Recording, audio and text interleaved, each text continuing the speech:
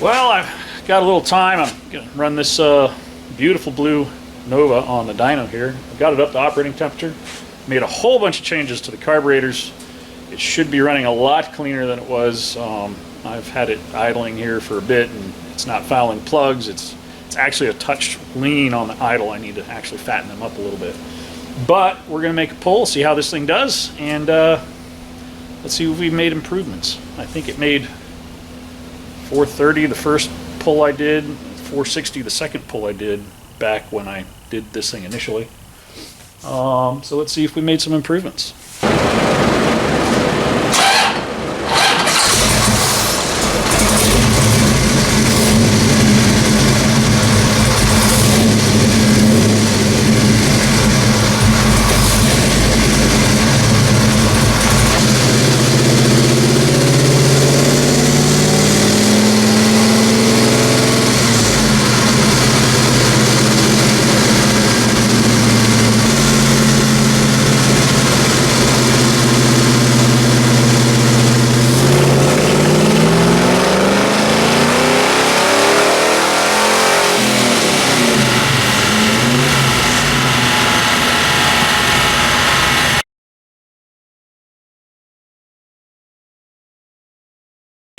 Well, 482, 512 torque. That's better. It's an improvement. It's cleaner through the whole range. We'll take a look at some data and we'll see what else we need to do to this thing. Hopefully we just need to make a few more adjustments and we're close. It's a much more lively than it used to be, that's for sure. Well, I let it cool down overnight. She made 482, 512 yesterday, which is pretty good. It's a lot better than when it started, and it's running cleaner, but it's still too lean. It was actually running super fat before. It was fouling plugs. It's not doing that now, but we have things balanced out in such a way that it's running much cleaner, but it's still lean. So I'm going to bump up probably 2 ticks on my jets on all 4 corners. So the 72s in front will go to 74s, and the 79s in the rears will go to 81s. And then we'll run it again and we'll see where our AFRs are at, and if they should be better. We'll see how much better, and then we'll make an adjustment if we need to. This is the take it apart, put it back together part. It's pretty tedious with carburetors. With fuel injection, it's a little more, a little less involved. But when you want a dual 750 tall tunnel ram sticking out of your hood, it's what you do. It takes time. I'm going to go ahead and drain the fuel line, and then I'll pull the fuel lines off, drain the bowls, and then we'll pull all 4 bowls, make our changes, and then we'll strap it back down to the dyno and make another pull with it, or 3. Well, I ended up going from 72s to 77s on the front mains with the power valve, and I went from 79s to 84s in the rear, which is pretty aggressive, but it's what I had that I can actually run. If it's too much, it'll be rich, and I'm okay with it being rich. I'd rather it be rich than lean, but it'll give me an idea. If it's too rich, I'll just have to back it off, and I'll have to pick up some jets for that. Because I just don't, honestly, I don't do dual quads that often. So give me a few minutes, let me button this up.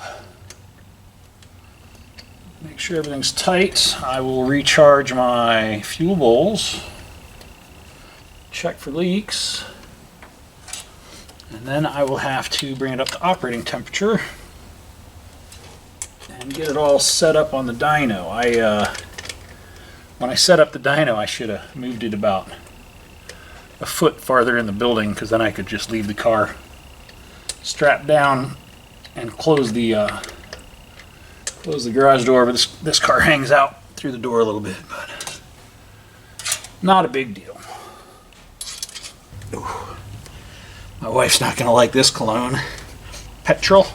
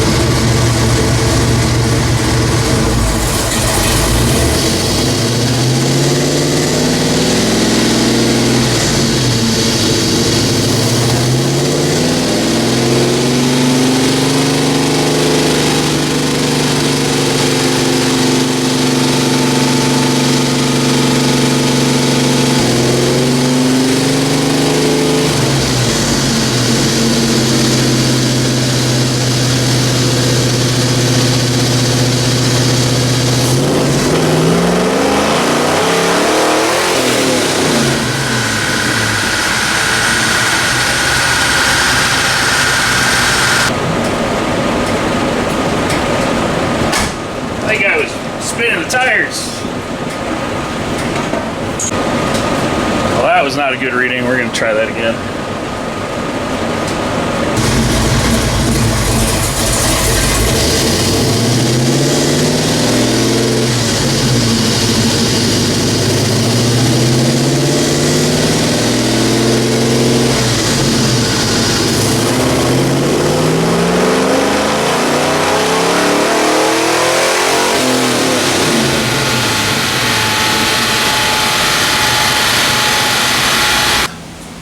Well, that pull made 456, 509, but I shut it off at about 5200.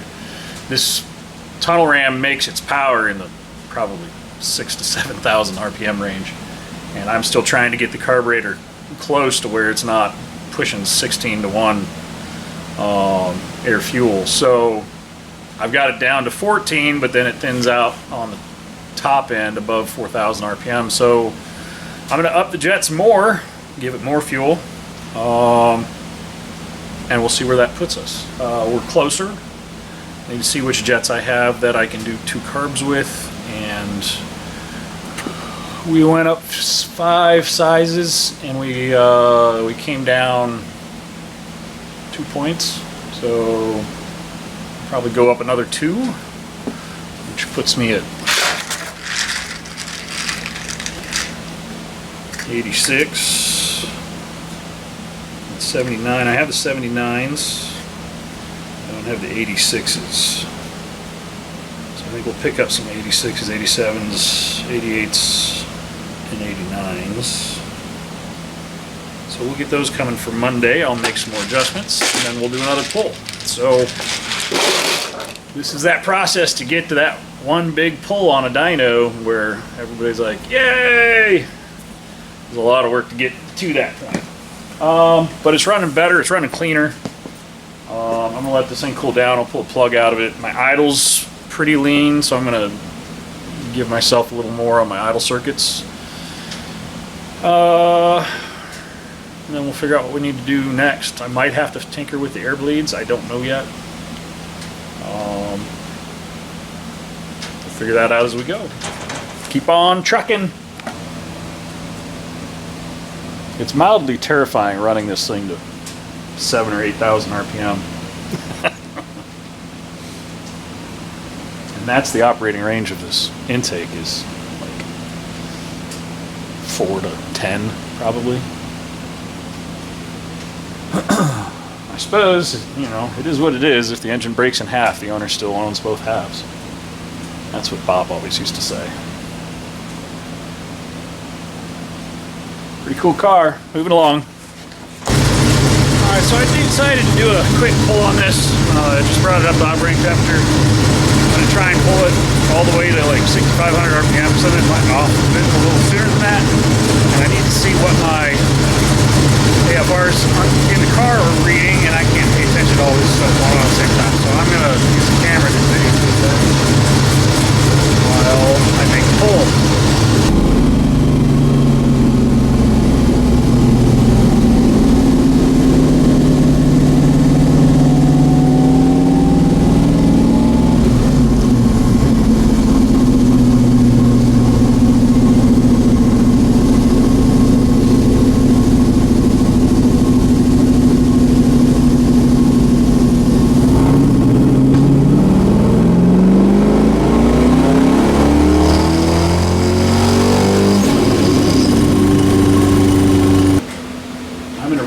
My secondaries, I'm going to increase my primaries. So this also verifies that it's not an air issue. It's not a fan problem. It's not the fan causing that. Okay, well, so rule that out. I need a longer pump shot, I think. But you can see my idles. Actually a little bit fat. So I can lean my idle back out. And you pulled that to 6 grand? I pulled 6 grand. It sounded happy. Yeah, it sounded alright. I'm pretty sure it leaned up on me when I laid into it. Oh, it is? So I'll be a little less aggressive on the throttle actuation. So the other thing we're seeing is it's not making more power after 5,300 RPMs. Because you pulled it to 6. Yeah. And peak power is at 5,300, and peak torque was at 38,900. So Well, and it's getting fat at that point, so it's going to lose power. It's going to have too much fuel. Yeah. So the question is it losing power because of fuel? So I need to take fuel out of secondaries and add it to the primaries and bring them closer together. Yep. That also is going to be a very interesting pairing if this thing is truly a 5,500 RPM motor with a 8,000 RPM intake on it. Well, yeah, it's the cams. You may have a complete mismatch. It's running out of cam at 5,600 RPM. Right. If it's a 1,500 to 5,500 RPM build with a 4,000 to 8,000 RPM intake on it. Yeah, well, yeah. But that's important info to know. Yeah. Did you happen to film the interior O2 sensor, or no? Okay. All right. Well, there's your warm it up and run it without the fan blowing, and I'm seeing the same thing. Yep. So. Yep. All right. Well, I'm making some changes to both carburetors. I way overjetted this thing on the last run, and I need to resolve that. So I decided to pull the carbs off the car. I wanted to crack the secondary butterflies a little bit, give a little airflow at idle, because that had not been done yet. And I decided to take it apart, go back towards the original jetting, because it's probably more than enough. I was having a problem in my transition area for my power valve and my pump shots, creating a lean issue, but also the information I'm reading on the dyno, it was only from the driver's side tailpipe, so you could technically say I was only reading the secondary side carburetors, not the primary side. So I'm making some changes. I'm actually going to a 7.5 power valve. I'm doing 72 mains. I'm doing 78 secondaries, and we're going to see how it runs with that. I've got blue cams on all 4 accelerator pumps. We're going to see how that changes our initial step in, because I think the pump cams were part of my problem on the secondary side, but I don't even have a reading from the primary side, so I don't even know what that side's doing. So we're going to put the carbs back together here in a minute, and we'll figure out what we're really looking at. I'm still learning how to use the dyno, and I'm still learning how to tune carburetors. So full disclosure there, I'm just figuring this stuff out, because every car is different. So every car I've ever set up for anything's been, you figure out what that car wants, you move on to the next car, and you learn a little bit from it. But with the dual carb setup on this, it's a new field for me to entertain. But with the chassis dyno, it helps me do it in a safe manner, and it's a lot easier to make a pull and then make an adjustment than make a pull and make an adjustment. So I'm enjoying the fact that I can do that in-house and inside, because it's winter and I wouldn't be able to do this on the roads right now because there's snow outside. Anyway, let me get this other carb matched up to this one, and then we'll reset our idle and we'll make a pull, and we'll make a second pull with the sniffer in the other tailpipe, and we'll see what the differences are between the 2 exhaust pipes, and that'll give us a little more indication as to what we need to adjust to make things better.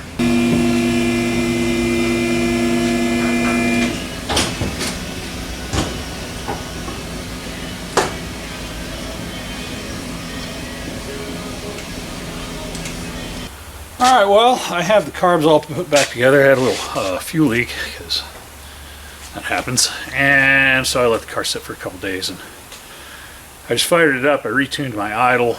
My idle's actually perfect right now. It's just in the middle, 900 to 1000 RPM idle, 14 to 1. It's bouncing between 13.5 and 14.6, so I'll take that, and that's in the sensors that are mounted in the exhaust of the car. I came to the realization I was doing it wrong, and that happens when you're learning how to do stuff.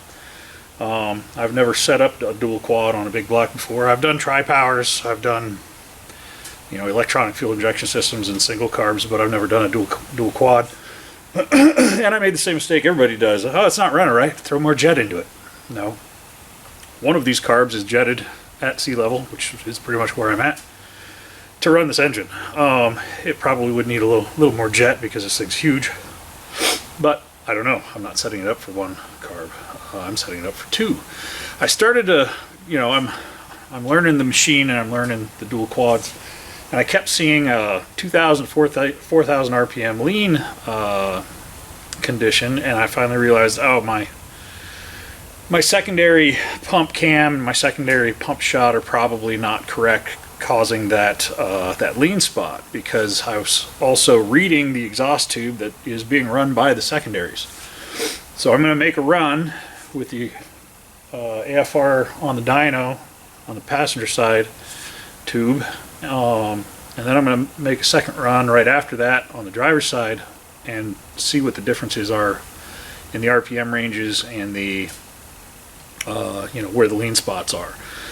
I went back to pretty much stock jetting. I think it's 72 and 78, and I went up to a 7.5 from the 6.5, so that my power valve will be adding fuel sooner. I readjusted all my springs, all my linkages. So I'm going to fire it up. We're going to see. I'm probably going to have to put smaller pump shots in it, because I actually open those up, which gives you more fuel faster, but if it's a long drawn out acceleration, you actually want the pump shot to be slowed down and you want it to be longer. So we're going to see, and the dyno will help me determine what we need to do from there. I think I'm probably going to still have to take jet out of it when it's on the top end. It was not running well on the top end. I upjetted it and it was dropping down to like 10.5 to 1, so I was like, it was way overjetted. So anyway, I'm gonna make a pull with this thing. It's up to temperature. I'll make a pull on the driver's side tube, and then I'll make a pull on the passenger side tube. And passenger side tube will be the primaries with the accelerator pump and blue cam. I think we're at a 37 pump shot, and that side has the power valve, and then the driver's side is the secondary side, which is just a mechanical secondary, a blue cam, and also a 37 pump shot squirter. So let's get it going.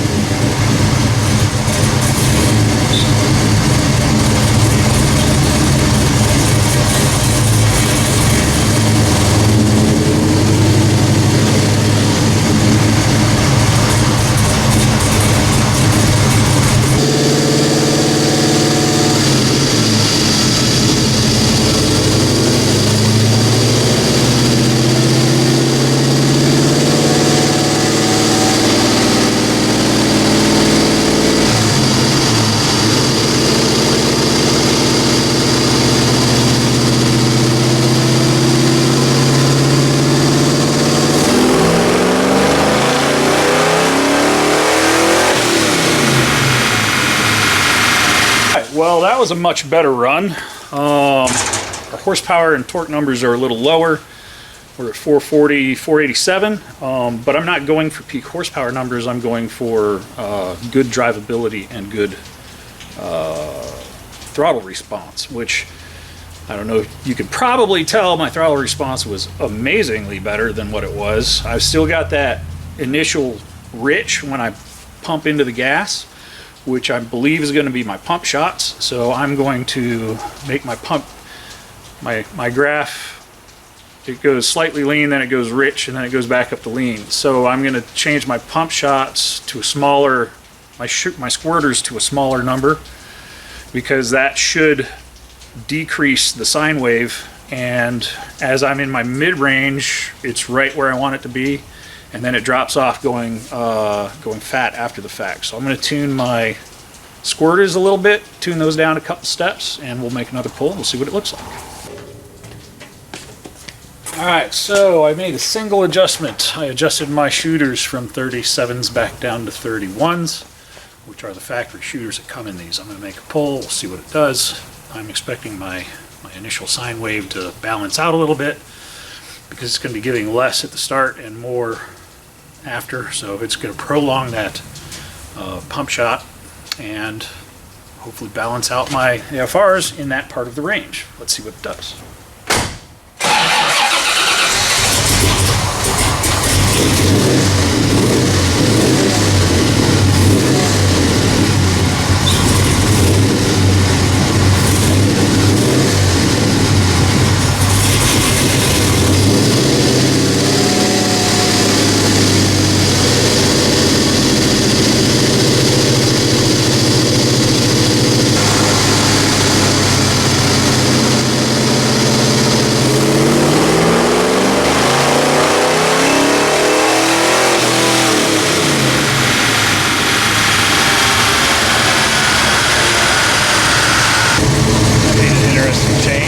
Exactly what I expected it to. That's awesome. Let me move my stuff around. I'm gonna pull a signal from the passenger side to see if they are in line with one another. But it's running way better than it ever has in the time it's been here. So, like, it's moderately drivable now, where it's not gonna stumble or fall on its face or do any weird stuff. So, pretty happy with that.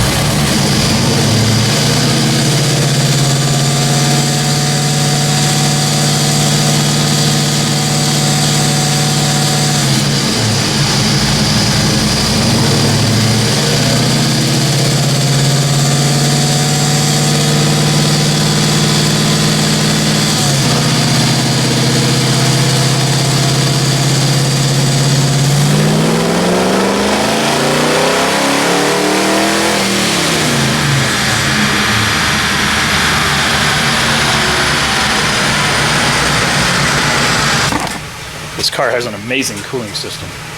It works very well.